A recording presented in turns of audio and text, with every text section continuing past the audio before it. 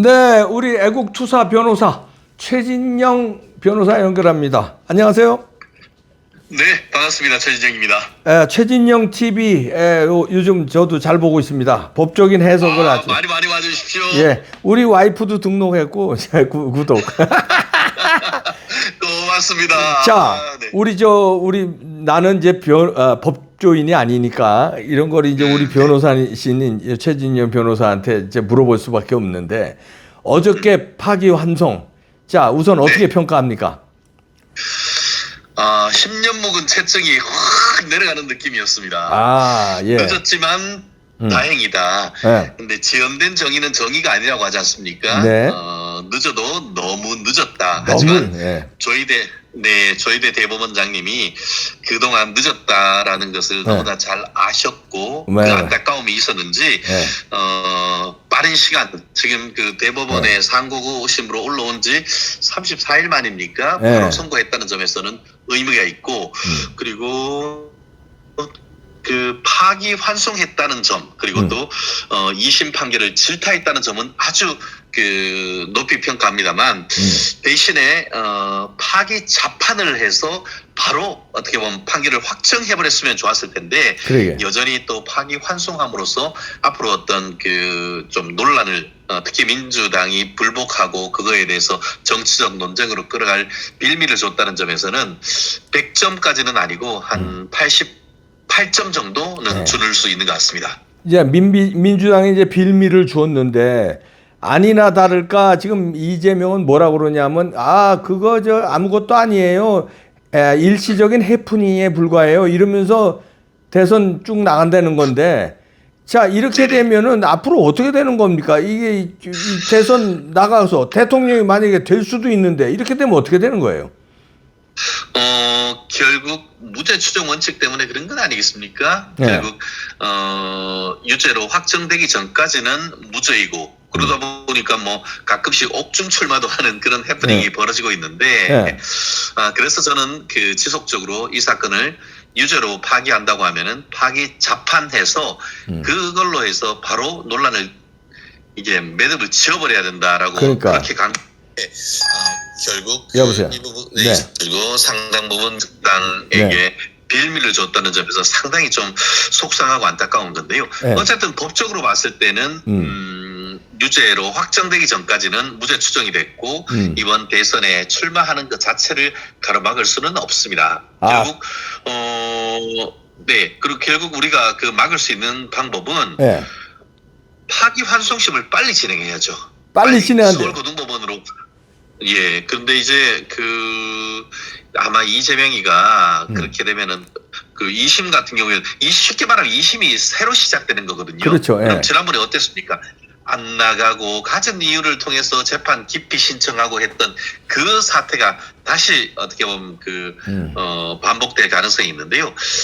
재척 기피 신청하면 또 몇 달 지나고 또 그리고 출석 안 하면 또 몇 달 지났는데 그런 부분에 대한 어떤 남용할 수 있는 철퇴를 가해야 되는 것 아니겠습니까? 예. 그 2심 지금 대법원 이 34일 만에 지금 선고된 것처럼 네. 빨리 시간을 재판을 잡으면은 이번에 공직선거법 같은 경우에는 다른 형사사건하고 달리 예. 2번 이상 나오지 않으면은 피고인 출석 아니한 상태에서도 재판을 진행할 수가 있습니다. 그럼요. 그렇게 해야죠. 예. 이번에도 그런 식으로 해서 하면은 재척 기피 같은 거를 안 할 경우에는 제가 봤을 때는 5월달 중에도 선고가 충분히 가능합니다. 5월 중에 선거. 옛날에 어땠습니까?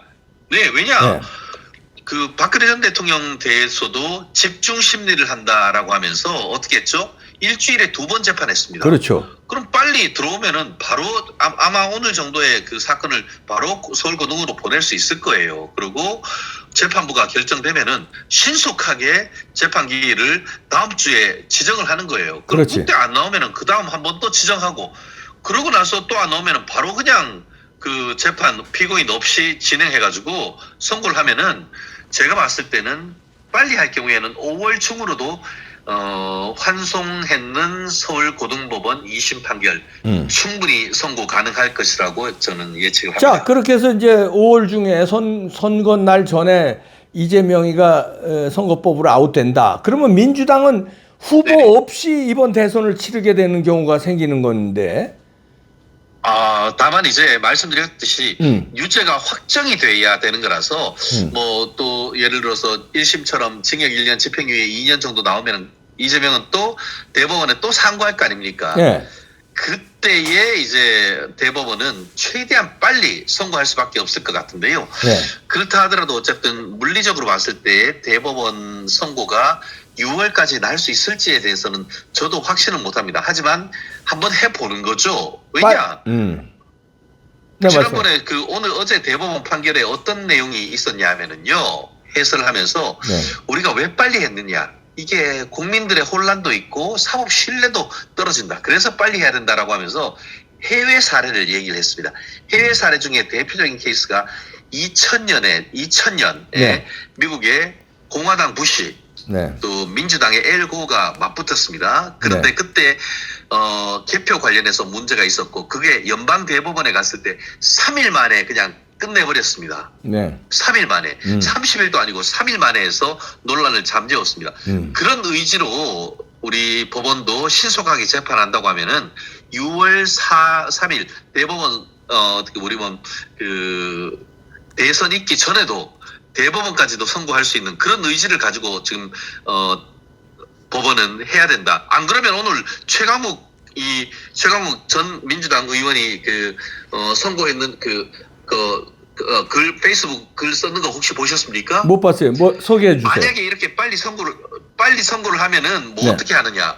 지들이 법을 바꿔가지고 대통령이 당선되면은 형사사건 진행하지 못하는 법을 만들고 그럼에도 불구하고 대법원에서 빨리 선고한다고 하면은 조희대 대법원장을 비롯해서 모든 대법관을 탄핵시켜버릴 것이다. 그런 무도한 글을 선동하는 글을 지금 페이스북에 썼습니다.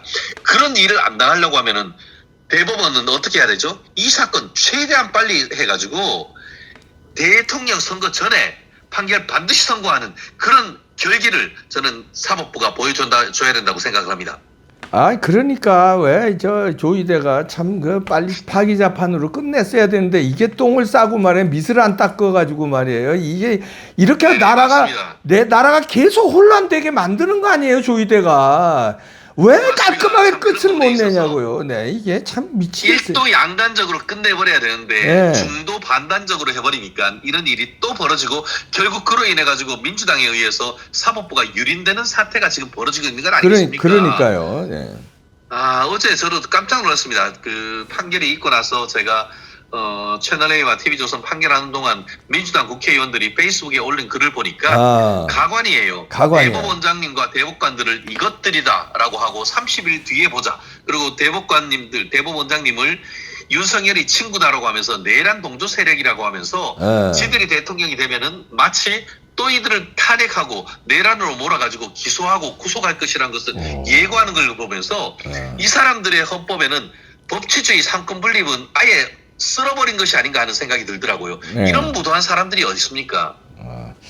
걔네들 무도한 게 이제 뭐 우리가 한두 번 겪는 게 아닌데 그거에 무도한 사람에 대해서 그거에 맞게 우리가 대응을 했어야 되는데 무도한 사람을 정상적으로 이렇게 파기환송을 시키고 시간을 벌어주니까 무도한 사람들은 여기 맞습니다. 인정을 안 해요. 이 사람들은 인정할 놈들이 아니라니까 그냥 끝냈어야 되는 맞아요. 거야. 예.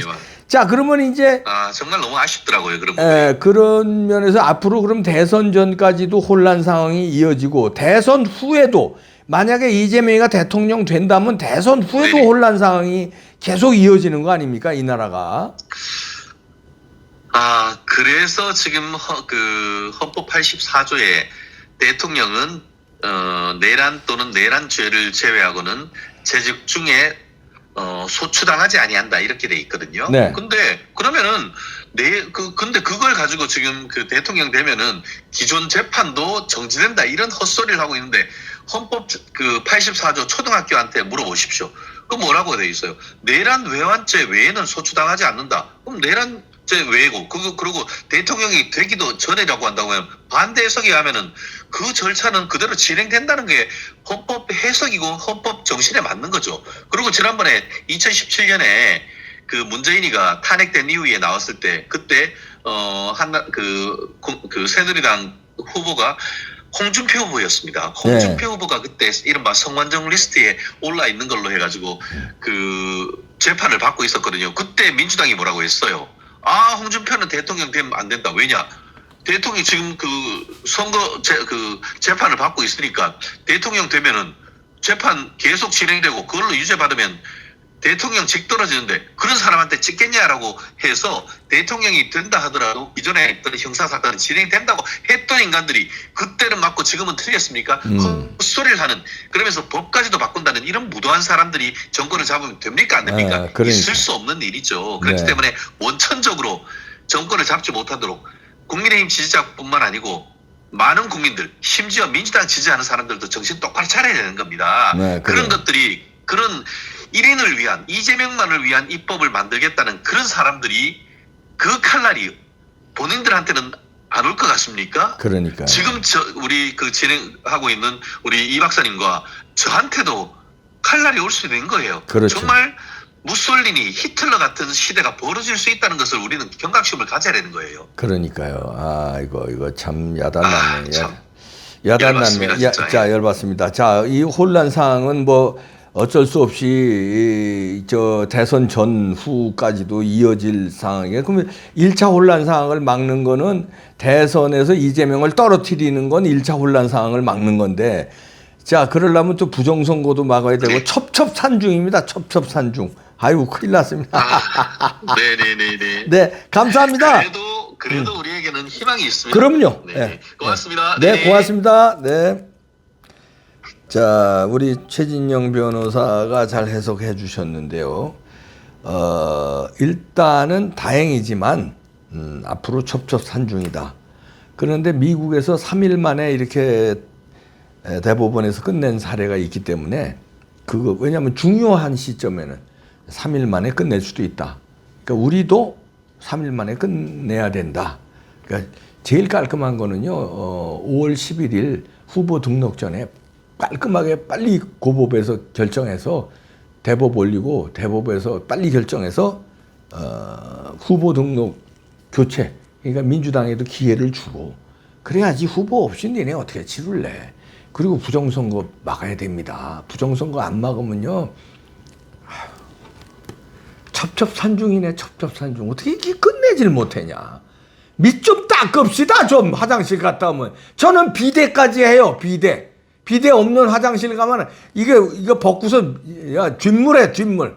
그 뒷물이 안 되냐. 아, 나 미치겠다 진짜.